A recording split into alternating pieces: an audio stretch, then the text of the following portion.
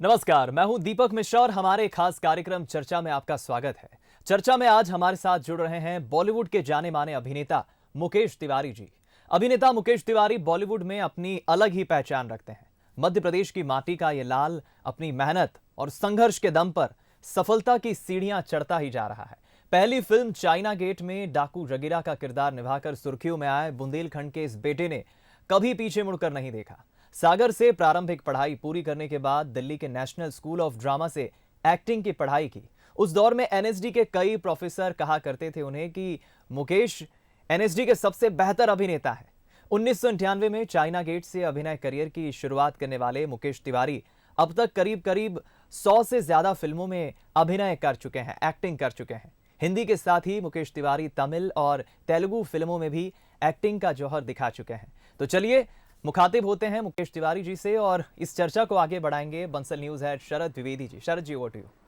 बिल्कुल दीपक, बहुत धन्यवाद। और मुकेश जी के बारे में चंद अल्फाज मेरी तरफ से भी। सबसे महत्वपूर्ण जो बात उनके साथ मुझे लगती है कि बॉलीवुड में, फिल्म इंडस्ट्री में और भारतीय सिनेमा जगत में मैं कहूँगा, क्योंकि वो भारतीय सिनेमा जगत के एक बहुमूल्य कलाकार हैं। वो अपनी सहजता को बहुत इंटैक्ट रखकर आगे बढ़ने वाले कलाकार हैं। और ये बिना परिवार के संस्कार, या मैं इसको कहूँगा कि एक स्पिरिचुअल इंक्लिनेशन, एक आध्यात्मिक संस्कारों के बिना चुनौतीपूर्ण लगता है।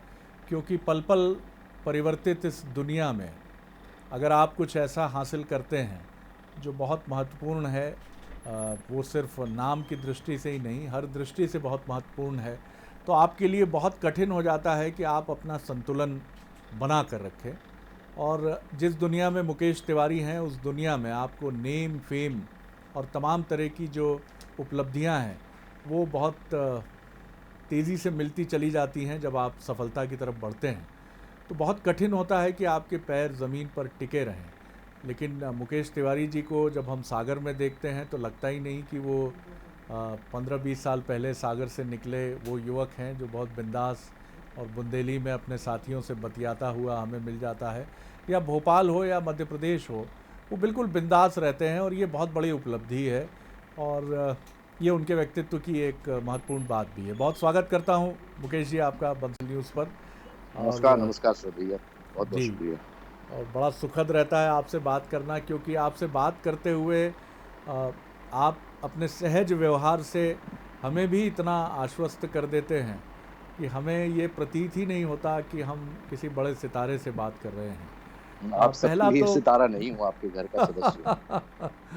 पहला तो मेरा प्रश्न इसी से जुड़ा रहेगा मुकेश जी कि अ, ये परिवार के संस्कार हैं या ये आपकी अपनी दृष्टि और सोच है जिसका विकास आप अपने जीवन में निरंतर करते चले गए? क्योंकि बहुत कठिन होता है। मैं अपनी भी बात करूं या अपने मित्रों की भी बात करूं, या सफल लोग जो हैं, आगे बढ़े हैं जीवन में, उनकी बात करूं, या तो वो विनम्रता बड़ी कृत्रिम होती है और या फिर एक एटीट्यूड सामने आ ही जाता है, और दोनों ही चीज़ें अच्छी नहीं हैं। लेकिन आप इन दोनों तथाकथित गुणों से, दुर्गुण मैं नहीं कहूँगा, मुक्त हैं आप। तो क्या कारण देखते हैं आप इसका? मुझे लगता है ये संस्कार ही है। जिस हम्म, परिवेश में पला बड़ा हूँ मैं, जी। मेरे माता पिता, मेरे भाई बहनों ने, मेरे मित्रों ने, हम्म, मेरे सागर के लोगों ने, मेरे हम्म, परिवेश के लोगों ने मुझे पाला बड़ा है, बड़ा जी। किया है। और उनसे अलग मैं अपनी यात्रा नहीं देख पाता हूँ, क्योंकि मेरी यात्रा कोई एकाकी यात्रा नहीं है। सिर्फ अपने हम्म, महत्वाकांक्षाओं की पूर्ति करने वाला व्यक्ति के तौर पे मैंने यात्रा नहीं की थी। हम्म, सबके सपनों को लेके साथ चला हूँ, सबकी आकांक्षाओं को लेके साथ चला था। हम्म, और जहाँ तक एटीट्यूड की बात है, तो हाँ, मैं बदल जाता हूँ जब मैं फ्लोर पे जाता हूँ। हम्म, जब मैं घर में रहता हूँ, जब मैं सड़क पे रहता हूँ, जब मैं अपने समाज में रहता हूँ, तो मैं बिल्कुल एक सहज भाव से ही रहना चाहता हूँ। क्योंकि यदि लोग मुझे पसंद करते हैं या कुछ लोग मुझे लोकप्रिय मानते हैं, तो हम्म, उस लोकप्रियता में उन्हीं का हाथ है, उन्हीं ने मुझे लोकप्रिय बनाया है। हम्म, कोई रातों रात मैं अपनी खिड़की से झाँक के लोकप्रिय नहीं हो गया हूँ। हम्म, सो मुझे रचने वाले आप ही लोग हैं, मेरा हम्म, समाज है, मेरा परिवार है, मेरे दोस्त हम्म, हैं और जो यूनिट में मेरे साथ काम करते हैं। जी। और सहजता का जहाँ तक प्रश्न है, तो मैं वैसे ही हूँ, बचपन से ही ऐसा हूँ शायद। क्योंकि हम्म, मुझे बहुत ज़्यादा ग्लैमर कभी प्रभावित नहीं करता। हाँ, मुझे जी। सादगी और विचार बहुत प्रभावित करता है किसी व्यक्ति का। हम्म, और मैं अभिभूत होने वाला व्यक्ति इतनी जल्दी नहीं हूँ। हम्म, और अभिभूत होने के कारण ही मैं सिनेमा में नहीं आया हूँ। मैं तो हम्म। बाई एक्सीडेंट आ गया हूँ। मैं तो अच्छा था अच्छा अच्छा। और हूँ ही थिएटर का आदमी। तो जी। मेरा तो वही था कि रंगमंच ही करूँगा, राष्ट्रीय नाट्य विद्यालय रंगमंडल में भी रंगमंच ही कर रहा था और हम्म। ख्वाहिश यही थी कि अपने बुंदेलखंड में जाके फिर से रंगमंच करूँगा। हम्म। लेकिन ज़िंदगी में वही सब कुछ नहीं होता जो कुछ आप सोचते हैं। कुछ जी। घटनाएँ भी होती हैं, कुछ दुर्घटनाएँ भी होती हैं, कुछ आपके अच्छे के लिए होती हैं हम्म। और मैं ये नहीं कहता हूँ कि मैं सिनेमा का कायल नहीं रहा हूँ। हम्म। निश्चित तौर पे हिंदुस्तान में सिनेमा वैसे ही है जैसे रिलीजन है हम्म। और मेरा ये भी मानना है कि हिंदुस्तान में कभी क्रांति आएगी तो सिनेमा ही लेके आएगा। हम्म। और तो मुझे लगता है आप जैसे अग्रज हैं, साथ में आप लोगों का विचार है जी और जी जी। मुझे लगता है कि मेरा अध्ययन थोड़ा मुझे साथ दे जाता है हम्म। हम्म। और अपनी कथाएं हैं, अपनी कहानियां हैं, अपना साहित्य है, मेरे अपने और आपके प्रेमचंद हैं जी। कि जब उनको पढ़ता हूँ तो जी जी मुझे जी जी। लगता है कि सहज रहना ही आगे के कष्टों से निवारण पाने का एक सहज तरीका है। हम्म। बहुत सुंदर बात आपने कही है और ये पूंजी जिसके पास है वो कभी इस पूंजी से वंचित नहीं हो सकता है मुकेश जी। और ये एक मशाल की तरह है, ये आपको हमेशा पथ प्रदर्शक बनकर आपके साथ चलती रहेगी। और यही वजह है कि कभी हमने आपको, आपके चेहरे पर आपने बहुत अच्छी बात कही कि मैं अभिभूत नहीं होता जल्दी, यानी बहुत ज़्यादा कभी किसी से इस तरह से भाव मेरे मन में नहीं, ओहो ये क्या देख लिया, ये तो अद्भुत था। और इसके पीछे आपकी अपनी विचार की यात्रा है। अगला प्रश्न मेरा होगा, अभी आपने एक नामचीन डायरेक्टर के साथ एक नामचीन टेलीविज़न शो के लिए कुछ आपने इनिशियल उसका उद्घाटन शूट किया है। अ, हम सब के मन में बड़ी जिज्ञासा है कि भारतीय सिनेमा जगत कोरोना काल के बाद जब अब धीरे धीरे अपने को खोल रहा है, जैसे और जगह भी खुल रहे हैं, अनलॉक में अब जिम खुलेंगे, तमाम परिस्थितियां बनेंगी, भारतीय सिनेमा जगत जब बदल रहा है, तो आपने जब आप शूट पर गए तो अलग तरह की अनुभूति होगी, लंबे समय के बाद शूट पर जाना हुआ, और वहाँ किस तरह का माहौल था, स्पॉट बॉय से लेकर डायरेक्टर तक, एक्टर्स तक, कोमेट्स जो टेक्निकल क्रू हैं, किस तरह का, मैं आपके ज़रिए उस अनुभव को दर्शकों तक ज़रूर पहुंचाना चाहूँगा जी। अ, बिल्कुल ही स्पष्ट तौर पे कहूँ तो भय का माहौल तो रहता है सेट पे। जी। लेकिन जिस तरीके के सेटअप पे मैं काम करने गया था तो उनका बजट है और उनके पास टेक्निकल टीम बहुत स्ट्रांग है और वो हम्म। अफोर्ड कर सकते हैं हम्म। और सो वहाँ पे एक सुरक्षा का भाव था। लेकिन जब आप शूटिंग करने के बाद घर आते हैं तो आपको लगता है कि मुझसे ना कोई बात करे, चुपचाप मैं अपने कमरे में चला जाऊँ, हम्म। सीधा नहाऊँ और कोई मुझसे ऐसा ना हो कि मुझसे संक्रमित हो जाए। सो एक ओहो। असहजता का माहौल घर में आके हो जाता है। लेकिन जब आप संवेद में होते हैं, मॉम में होते हैं, तो आप जी निश्चिंत हो जाते हो।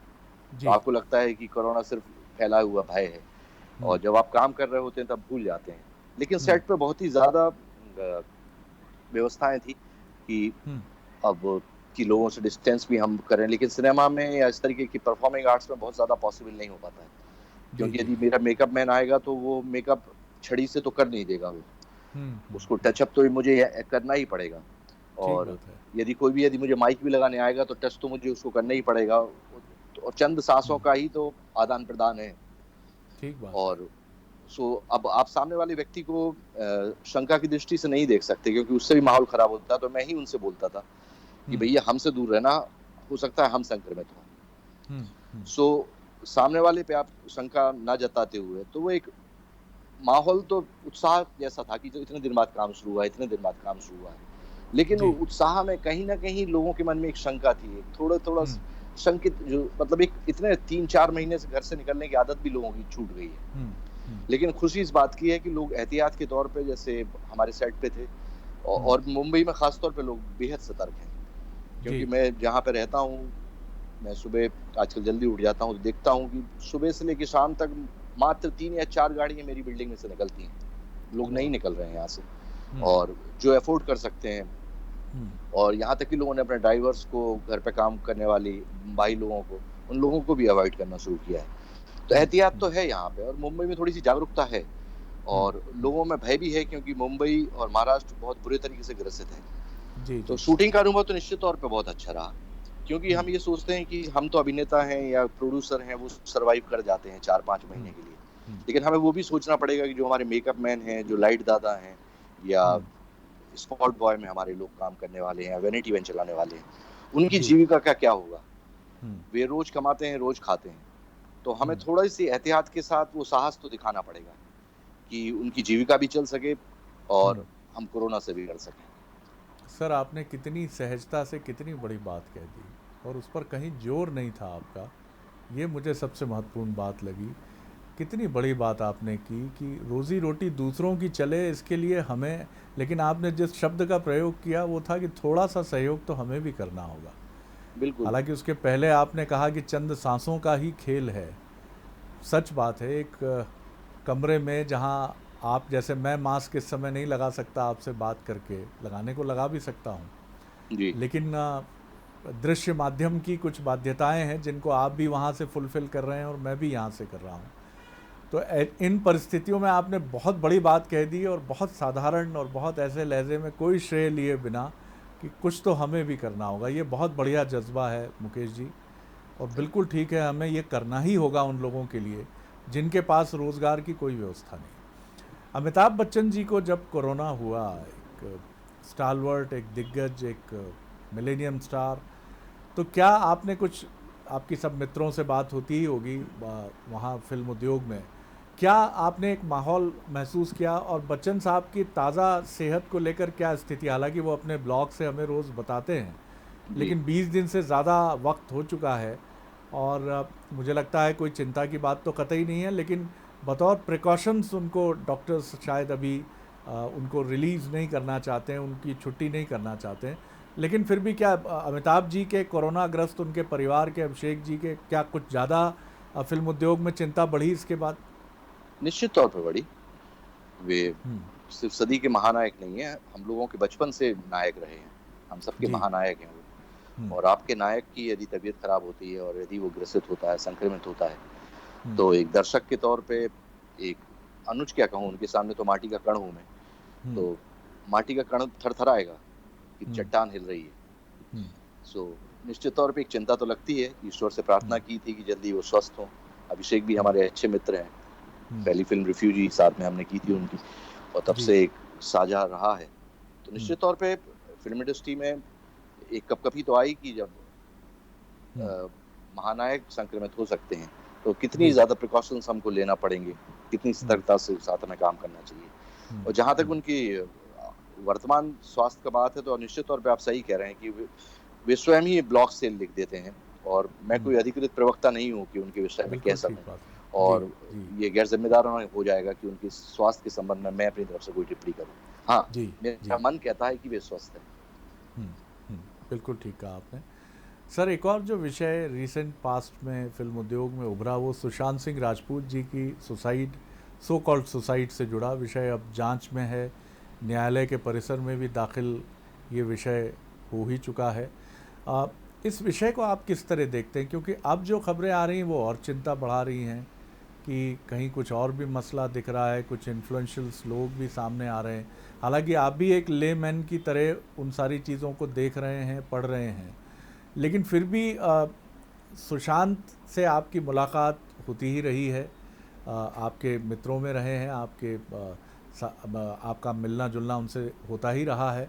किस तरह आप देखते हैं आखिर क्या एकदम से घटा हो सकता है? हम यहाँ सिर्फ बात कर सकते हैं उस पर, और इस मामले को अब हम जिस तरफ जाते हुए देख रहे हैं, इस पर भी अगर आप कोई अपनी राय व्यक्त करना चाहें तो।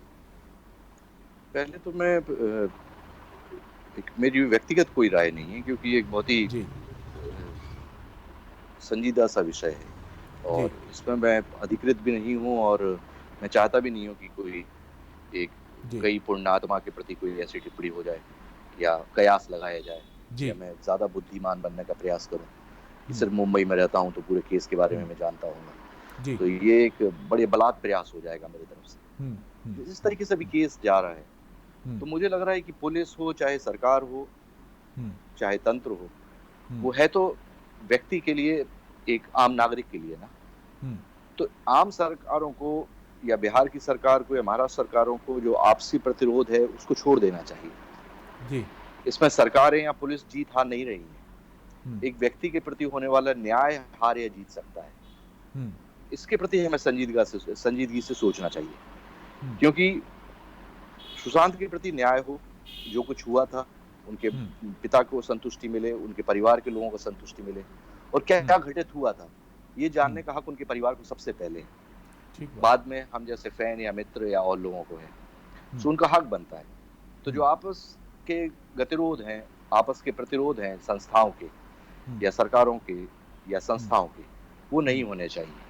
हम्म, क्योंकि अब हम अलग-अलग देश तो है नहीं कि संघ में कि बिहार अलग देश है और मध्य प्रदेश अलग देश है और जी। महाराष्ट्र अलग देश है। हम राज्य ही तो है ना, हम हम्म, देश के ही तो हिस्से हैं। उस जी। देश के रहने वाले नागरिक यदि महानगर में काम करते हैं, महानगर वाले यदि छोटे नगरों में काम करते हैं, तो उन्हें समानता की दृष्टि से देखा जाना चाहिए और हेयता की दृष्टि नहीं होनी चाहिए। जी। और ये दृष्टिकोण पूंजीवादियों का हो सकता है, हम्म, मध्यम वर्गीय या आम परिवारों से आने वाले लोगों के प्रति। लेकिन हम्म, आम परिवारों के सपने पूंजीवादी नहीं हो सकते। हम्म, वे उसको साकार करना चाहते हैं अपनी मेहनत के साथ। तो मैं हम्म, चाहता हूँ कि जो भी है जाँच सरलता से, साफ़गोई के साथ, बिना किसी झंझट के, क्योंकि काफ़ी दिन बीत चुके हैं हम्म। और संजीदगी दिखाई देनी चाहिए सबकी। मुझे लगता है बहुत संजीदगी से आपने उत्तर दिया है और मैं आपके एक एक लफ्ज़ को देख रहा था, तो मैं यही सोच रहा था कि वो अपनी जगह पूरी तरह फिट है और उसके कोई भी अर्थ ऐसे नहीं हैं जो कहीं अपनी सीमा का अतिक्रमण भी करें, एक व्यक्ति के नाते भी, एक अभिनेता के नाते भी। मुकेश जी, आपकी ये चीज़ भी मैं इसको बहुत अप्रिशिएट करूँगा कि आपका एक्सप्रेशन बहुत रिफाइंड है और बहुत ही कैलकुलेटेड भी है। शब्दों का बहुत मितव्ययी अंदाज है आपका शब्दों को लेकर। आपकी फ़िल्मी यात्रा पर मैं आता हूँ। एक अभिनेता के तौर पर आप बेमिसाल हैं। इसको हमने चाइना गेट से शुक्रिया। लेकर अब तक जहाँ भी आपको देखा और जिस भी किरदार में देखा, तो हमें ये ज़रूर समझ में आया कि राष्ट्रीय नाट्य विद्यालय से निकला ये अभिनेता आत्मसात करता है चरित्रों को। और बाद में ये भी बड़ी प्रसन्नता हुई कि कुछ ऐसे किरदार जो कई बार लगता है कि एनएसडी और एक प्रशिक्षित अभिनय श्रृंखला से निकले अभिनेताओं के लिए सिनेमा में कई बार अविश्वसनीय किस्म के किरदार भी आपको मिलते हैं, लेकिन आपने उनको भी बहुत विश्वसनीय बनाया है। अ, क्या अभी आगे की आपकी जो ये यात्रा है, ये किस तरफ जा रही है और क्या कुछ ऐसी फिल्मों में हम आपको जल्दी देखेंगे जिनसे आपके भीतर के अभिनेता को हर फिल्म में एक अनुभव है, संतुष्टि है, लेकिन आगे जो आपको यात्रा अपनी दिख रही है दक्षिण भारत, मुंबई फिल्म जगत, उसको आप किस तरह देखते हैं? और कुछ महत्वपूर्ण कुछ फिल्में हों तो उसका भी हम ज़रूर जानना चाहेंगे कि क्या आप किरदार उसमें कोई, अगर आप जितना अपनी सीमा के भीतर, क्योंकि हर चीज़ नहीं बताई जा सकती है। जी। नहीं, मेरे जीवन में वैसे बहुत कुछ छुपा हुआ नहीं है, जी। क्योंकि मैं सार्वजनिक जीवन में आया ही इसी शर्तों के साथ था कि मुझे जो कुछ मेरा व्यक्तिक है, वो सार्वजनिक हम्म, करना पड़ेगा। जी। तो उस तरीके से परहेज़ मुझे नहीं रहता, मैं पर्देदारी में विश्वास भी नहीं रखता हूँ। हम्म, अ, इस कोरोना से मेरा नुकसान तो हुआ है, क्योंकि मेरी बहुत ही जी। पसंदीदा फ़िल्म थी केरल की, मलयालम की पहली फ़िल्म मैं करने जा रहा था और जी। 3 ही चरित्रों की वो फ़िल्म थी, 2 हीरो थे और मैं था। ओ और हो वो हो। फ़िल्म स्टार्ट ही उसकी शुरुआती शूटिंग की 17 मार्च से थी, लेकिन जी। 19 तारीख से हम लॉकडाउन में आ गए और हम्म, वो हम्म, पिक्चर अभी 20 दिन पहले ही फिर से उन्होंने रिज़्यूम की है, शूटिंग की है, लेकिन उन्होंने मुझसे परमिशन माँगी थी कि केरल गवर्नमेंट के नियम है कि यदि बाहर से कोई व्यक्ति आएगा तो उसे 14 डेज़ का क्वारंटीन करना पड़ेगा और हम्म, सर आप यदि इजाज़त दें तो दूसरे एक्टर को ले सकते हैं। तो हम्म, मैंने उनसे यही कहा था कि सिनेमा से अभिनेता है, अभिनेता से सिनेमा नहीं है हम्म, और मैं इस हम्म, मुगालते को नहीं पालता हूँ। तो मेरी इच्छा हम्म, ये हमेशा रहेगी कि फ़िल्म पहले पूर्ण हो। यदि हम्म, मेरा रोल हाथ से जाता है तो मेरा व्यक्तिगत नुकसान है, लेकिन मैं हम्म, सामूहिक सिनेमा का नुकसान नहीं देख सकता। क्या फिर बात वही है। प्रश्न आ जाता है कि वहाँ भी इतने सारे 50 लोग हैं, वर्कर्स हैं, उनकी रोज़ी-रोटी है। फिर मैं 14 दिन क्वारंटीन करूँगा, फिर तब तक बारिश आ जाती है। केरल की बारिश आप सबको पता है। बिल्कुल। हम्म, तो उनको संकोच था, क्योंकि मैंने कुछ उन्होंने से साइनिंग अमाउंट ले रखा था हम्म, और इस वक़्त वाक़ई में मैं इस परिस्थिति में नहीं था कि वो साइनिंग अमाउंट लौटा सकूँ। ओहो। लेकिन अभी 2 जी। दिन पहले उनका मेल आया। हमारे यहाँ हम्म, ये रवायत नहीं है कि साइनिंग लौटाया जाता है। हम्म, लेकिन मैं चाहता हूँ कि मैं किसी से भी ज्ञान का ऋणी तो रह सकता हूँ, लेकिन धन का ऋण मैंने आज तक किसी से तो नहीं लिया है, क्या बात क्योंकि है। शायद मैं हम्म, मेरे जीवन का हम्म, अंतिम दिन होगा कि मैं आँख उठा के नहीं जी पाऊँगा। जी जी सो जी जी। मैंने उनको जो भी राशि थी अभी 2 दिन पहले ही यहाँ वहाँ से धन करके लौटाई हम्म, साइनिंग पे। तो उनका बहुत ही हम्म, सुंदर खत आया है मेरे पास मेल के तौर पे जी। कि मैंने जीवन में 20 साल से मैं हूँ इंडस्ट्री में हूँ, प्रोड्यूसर ने लिखा है, आज तक किसी अभिनेता ने इकन्नी नहीं लौटाई और आपने इतना बड़ी धनराशि आपने लौटा दी है। मेरे हम्म, वर्कर्स, मेरे पूरे स्पॉट बॉय, पूरे यूनिट आपके नाम पे केक काट रही है। तो मैंने कहा धन्यवाद, इससे बड़ा मेरे लिए अ, जी। अ, इससे बड़ा हम्म, सौभाग्य और कुछ नहीं हो सकता कि आप लोगों ने इतनी दुआएं दी और ये सब कुछ किया। तो मैं चाहता हूँ यही सामंजस्य बना रहे जीवन में, हम्म, क्योंकि मुझे नहीं लगता कि जब बुफे लगता है तो एक ही व्यक्ति पूरा खा लेता होगा। सो इस हम्म, तृष्णा से हम्म, मुक्ति बहुत जरूरी है। और मैं हम्म, ये नहीं कह रहा हूँ कि सबको संन्यास ले लेना चाहिए, सबको साधु हो जी, जाना चाहिए, जी। लेकिन अपनी हम्म, जो परिस्थितियां हैं, जो परिवेश जी। है, या उसमें थोड़ा सा विस्तृत होकर यदि सोच सकें तो मुझे हम्म, लगता है कि बहुत बड़ी दुनिया है, बहुत सारे अवसर आते हैं।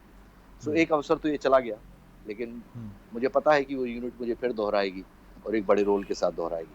तो फिलहाल तो ये हुआ। और जी। अभी एक हम लोगों ने एक बायो एपिक की थी मुलायम सिंह यादव के ऊपर, मुलायम हम्म, सिंह यादव जी के ऊपर बन रही है वो जी, फिल्म। जी। कलकत्ता के प्रोड्यूसर है, वो बन चुकी है और हम्म, उसका भी अभी ट्रेलर भी लॉन्च हुआ है, लोगों ने काफी पसंद किया है। काफी पसंद हालांकि किया फिल्म इसे, के जी। विषय में ज्यादा मैं नहीं कह पाऊंगा क्योंकि अभी फिल्म मैंने हम्म, देखी नहीं है, हम्म, लेकिन जो अंश मैंने किए हैं हम्म, वो थोड़े से संतुष्ट करते हैं मुझे कि हाँ, भले आपाधापी में किए हों लेकिन थोड़े थोड़े करीब था उस चरित्र के। हम्म, सो वो एक घटित हुआ है। बाकी इस 4-5 महीने के विराम ने अभी आगे कुछ भी कह सकने के लिए कोई जगह नहीं छोड़ी है। सिर्फ अभी बिल्कुल। वही है कि हम कयास लगा रहे हैं कि अच्छा ही होगा और हम्म, अच्छी चीजें होगी, अच्छा सिनेमा फिर से चालू होगा। हम्म, क्योंकि मुझे नहीं लगता कि कोई भी बड़ा प्रोजेक्ट या कोई भी चीजें अक्टूबर नवंबर के पहले प्रारंभ होने वाला है। और जो हम्म, कुछ था तो अभी तो रिलीज की ही लगातार लाइन लगी हुई है थिएटर्स में, हम्म, और लोग मजबूरी में ओटीटी पे रिलीज कर रहे हैं या जो भी है। सो हम्म, परिस्थितियां सुधरेंगी और हम्म, फिर से हम सपने देखेंगे, उन सपनों हम्म। में फिर से रंग भरेंगे। मुकेश जी, फिर सारा आपका एलॉबरेट करना चीज़ों को, मैं एक एक शब्द को फिर गौर से सुन रहा था और मैं यही पा रहा था कि कितनी रिफाइंड अभिव्यक्ति है। और साइनिंग अमाउंट, ये वाकई ठीक बात है कि ये हमने भी सुना है कि लौटाया नहीं जाता है, लेकिन आपने जो लौटाया है वो मानवता का धन है। और कहा भी जाता है कि प्रकृति की एक व्यवस्था बराबर चीज़ों को फॉलो करती है, और आपने जो लौटाया है उससे शायद 4 गुना, 5 गुना, 10 गुना प्रकृति आपको लौटाएगी, वो व्यवस्था आपको ऐसी लौटाएगी। परिस्थितियों हमारा फर्ज होता है कि बिल्कुल हम, ठीक ऐसा कह रहे नहीं हैं। हो सकता कि हमने ले लिया कि नहीं नहीं मेरे, अब उसमें हम कुतर्क करने रखते हैं उनसे कि नहीं आपके कारण मैं भी घर पे बैठा हूँ और ये बैठा हूँ, ये जी, कुतर्क हो सकते हैं और एक जी। कलाकार को शोभा नहीं देता। हम्म, एक हम्म, सजग व्यक्ति को, एक सजग प्राणी को शोभा नहीं देता। मुझे लगता है कि हिंदुस्तान ने दिखाया भी है, हम्म, जैसे मजदूरों को पूरे हिंदुस्तान ने अपने हाथों से खाना खिलाया है सड़कों पर जाते हुए हम्म, लोगों को। ये हम्म, हिंदुस्तान ही ऐसा कर सकता है, हम्म, हम्म, विश्व में ऐसी मिसाल कहीं नहीं देख सकते। जी, जी। मुकेश जी, कंक्लूड करूंगा आखिरी सवाल से। जी। बीते इंटरव्यू में हमने आपसे जब जानना चाहा था तो आपका एक सपना था कि आप सागर लौटेंगे अपने उन दिनों में जब आप मुंबई में जी भर कर काम कर चुके होंगे। यानी मुझे लगता है अभी तो कम से कम 20 वर्ष, 15 वर्ष का वक्फा और हो सकता है। जब भी हो, जब भी नियति और ईश्वर और परिस्थितियाँ उसको बनाएं, तो आप सागर में एक एक्टिंग स्कूल जैसा कुछ प्लान था आपका। और दूसरा क्या, सार्वजनिक जीवन, क्योंकि मैं आपकी दृढ़ता को देखता हूँ तो मुझे लगता है पब्लिक लाइफ में तो आप हैं ही, लेकिन एक जी, पॉलिटिकल पब्लिक लाइफ में भी क्या कभी आगे ये दरवाज़ा आप अपने लिए खोल सकते हैं? मैं दूसरे प्रश्न का पहले उत्तर दे देता हूँ कि मैं हम्म, सार्वजनिक जीवन में हूँ, हम्म, समाज के प्रति अपने कर्तव्य बोध से वाकिफ हूँ, हम्म, और आप अग्रज हैं और मेरे भावों को समझते हैं तो स्पष्ट तौर पर बता देता हूँ कि मैं कार्यकर्ता बहुत अच्छा हूँ। हम्म, और चाहे मित्र राजनीतिक पार्टी में रहे हों, चाहे मेरे बड़े भाई सुशील तिवारी राजनीतिक पार्टी में है, मैं उनके लिए कार्य कर जी, सकता हूँ, लेकिन जी। मैं स्वयं के लिए कार्य नहीं कर सकता हूँ। और अच्छा, अच्छा। मेरी जी। प्रतिबद्धताएं हैं, मेरी हम्म, अपनी विचारधारा है राजनीति को लेकर कि हम्म, किस तरीके के राजनीतिक स्वरूप होना चाहिए, किस तरीके के राजनीतिक दल होना चाहिए, किस तरीके से राजनेताओं का व्यवहार होना चाहिए। हम्म, वो मेरी मान्यताएं हैं, हम्म, उस तरीके की सोच है। अब पहले हम्म, प्रश्न पे आता हूँ कि रिटायरमेंट के बाद हम्म, एक बड़ा सा मोहपाश है मुंबई, जी। कि आपको बांधता है। उस हाँ, मोहपाश को तोड़ना भी एक साधना है साधना कि है, बिल्कुल ठीक है। एक विराम हम्म, को आप कभी खोजना ही पड़ता है। ऐसा नहीं है कि जब तक आप धक्याए नहीं गए तब तक आप मंडप से ना निकले। उस मंडप को आने वाली पीढ़ी के लिए भी छोड़ के जाना पड़ेगा, उतना ही सजा हुआ छोड़ के, उनका स्वागत करते हुए कि ये स्थान अब तुम्हारा है, अब तुम्हें काम करना चाहिए। जी। मेरी परिकल्पना हमेशा रही है कि मैं सागर में रंगमंच करूं, और एक्टिंग स्कूल के लेके मैंने कभी नहीं सोचा कि मुझे एक्टिंग स्कूल खोलना चाहिए, क्योंकि जो एक्टिंग स्कूल्स के रवैये हैं, जो प्राइवेट एक्टिंग स्कूल चल रही है, वो सिर्फ बेवकूफ बनाने की मशीनरीज हैं। कितना बड़ा धन लिया जाता है बच्चों से, और उनको 3-3 महीने के गुटके पकड़ा दिए जाते हैं। ठीक बात। तो पूरे जीवन साधना लगती है अभिनय में या किसी भी कला के क्षेत्र में, या साधने में पूरा जीवन चला जाता है। और उस तरीके का मेरा कोई व्यवसाय खोलने का बिल्कुल भी इरादा नहीं है। हाँ, मैं बुंदेलखंड लौटूंगा। मैं आपको स्पष्ट तौर पर बता देता हूँ ये बात की, भले मैं मुंबई में बैठा हूँ, लेकिन मेरा मन मध्य प्रदेश और सागर और बुंदेलखंड में ही रहता है। और मैं जितना सोशल मीडिया देखता हूँ, कहीं आपको देखता रहता हूँ, कहीं और लोगों को पढ़ता रहता हूँ, मैं अपने मध्य प्रदेश की गतिविधियां ही खोजता रहता हूँ। तो जहाँ पे आप जन्मे होते हैं वो आपके अंदर है, उसको बाहर व्यक्त करने की आवश्यकता नहीं होती, वो मेरे अंदर रोपित है। बाहर जो कुछ दिख रहा है वो फल तो लोग तोड़ ले जाएंगे, लेकिन जड़ें जो हैं वो मेरी मध्य प्रदेश में है, वो मेरे अंदर रोपित है, वो मुझे महसूस होती हैं मेरी जड़ें। तो मैं निश्चित तौर पे वहीं लौटूंगा, और वैसे नहीं लौटूंगा कि जब पे धक्के आके भगा दिया गया हूँ कि अब कोई काम नहीं है कि अब आप वापस आइए। तो मैं चाहता हूँ कि जब भी लौटूं, जिस सजे हुए मंडप में काम कर रहा हूँ, उस मंडप को सजा हुआ छोड़ के आने वाली पीढ़ी के लिए छोड़ के जाऊँ। क्या बात है सर, क्या बात है। लाजवाब एक्सप्रेशन है मुकेश जी आपका, और ये भी कितनी सुंदर बात आपने कही है। लौटेंगे, लेकिन किसी ऐसे काम के साथ नहीं लौटेंगे जिसको आप नैतिक रूप से उचित नहीं मानते हैं। और बिल्कुल ठीक कहा आपने, 3-3 महीने में गुटखा ही थमाया जा सकता है। और जब राष्ट्रीय नाट्य विद्यालय और FTI जैसे इंस्टीट्यूट हैं, कभी भारत भवन भी हमारा भोपाल का इसी श्रेणी में रहा। बिल्कुल बिल्कुल। तो जब ये हैं तो फिर ज़रूरत क्या है? जब आपको प्रशिक्षित अभिनय के लिए इतने बढ़िया पैरामीटर्स हैं, तो अपने को श्रेष्ठ साबित करिए, चयन के मापदंडों पर खरा उतरिए और यहाँ से ट्रेनिंग लीजिए। आप आएंगे ज़रूर, क्योंकि मध्य प्रदेश और बुंदेलखंड बाहें फैलाकर अपने इस योद्धा का इंतज़ार भी करेगा, जो अपनी माटी से इतना प्यार करता है कि आज भी सोशल मीडिया में मध्य प्रदेश को ही उसकी बेचैन आंखें तलाशती रहती हैं, सागर को, बुंदेलखंड को ही तलाशती हैं। और बहुत महत्वपूर्ण उत्तर आपने दिए हैं, और इतना विश्वास हमें भी है मुकेश जी कि मलयालम और केरल जो है वो सार्थक सिनेमा रचने वाला एक संसार है। तो पहले तो हम यही बात सोचते हैं कि आने वाला वक्त आपको एक बेहतरीन अभिनेता के तौर पर दक्षिण भारत में, ख़ास तौर से केरल फिल्म इंडस्ट्री में और मलयालम फिल्मों में हम आपको देखेंगे। और जिस तरह मुलायम सिंह जी पर जो एक ऑटोबायोग्राफिकल फिल्म है, इसका भी हमें बेसब्री से इंतज़ार होगा, जिस भी प्लेटफॉर्म पर ये रिलीज़ हो। और हम ये भी जानते हैं कि आने वाला वक्त मुकेश तिवारी का इस मायने में है कि वो एक निष्काम योगी की तरह शांत भाव से अपने को भी देखते हैं, अपने समय को भी देखते हैं, और अपना मूल्यांकन करते चलते हैं बिना किसी अपेक्षा के। और इतिहास जो हमें अब तक बताता आया है, वो यही बताता आया है कि जो लोग इस एटीट्यूड के साथ चलते हैं, जीत हार से परे काफ़ी हद तक अपने को करने में सफल होते हैं। इतिहास, वर्तमान, भविष्य उनके साथ हमेशा खड़े होते हैं एक अनुकूल भाव के साथ। तो इसके लिए ढेरों शुभकामनाएं आपको। हमेशा की तरह ये बातचीत भी बहुत आनंददायक रही। बहुत ढेर सारी शुभकामनाएं। थैंक यू सर भैया, थैंक यू सो मच। बहुत बहुत शुक्रिया जी, धन्यवाद। दीपक जी, मैं आपकी तरफ रुख कर रहा हूँ। चलिए, बहुत बहुत धन्यवाद शरद जी आपका इस चर्चा को आगे बढ़ाने के लिए। तो मशहूर अभिनेता मुकेश तिवारी जी चर्चा में जुड़े और तमाम अलग अलग सवालों के उन्होंने बेबाकी से, बड़ी ही सहजता से, दृढ़ता से जवाब दिए। इस चर्चा में फिलहाल इतना ही। ब्रेक के बाद देखिए खबरों का सिलसिला बंसल न्यूज़ पर जारी है। नमस्कार।